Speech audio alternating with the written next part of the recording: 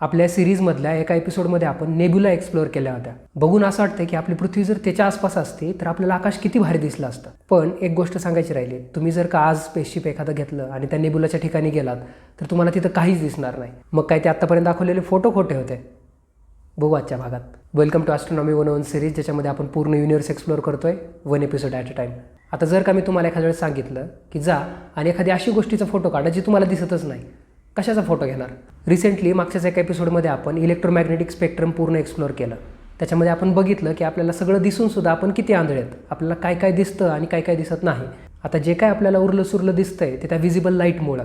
ती लाईट आपल्या डोळ्यांवर पडली की जसं कॅमेऱ्यामध्ये प्रोसेसिंग होते तशी आपल्या डोळ्यामध्ये सुद्धा होते. आपल्या डोळ्यामध्ये 2 प्रकारच्या सेल आहेत ज्या एक सेन्सरचं काम करतात. रॉड सेल्सचं काम आहे की आपल्या डोळ्यांवर किती लाईट पडली ते डिटेक्ट करायचं, म्हणजे जेवढी लाईट कमी तेवढा ग्रेपणा जास्त. आणि दुसरे आहेत कोन सेल्स, ज्याचे आहेत 3 प्रकार, रेड, ग्रीन आणि ब्ल्यू. यांचं काम आहे डोळ्यावर जी लाईट पडली त्याच्यामध्ये कोणते कोणते कलर आहेत ते डिटेक्ट करणं. आपल्याला जेवढे काही हजारो प्रकारचे कलर्स दिसत आहेत ह्या तिघांच्या कॉम्बिनेशनमुळेच.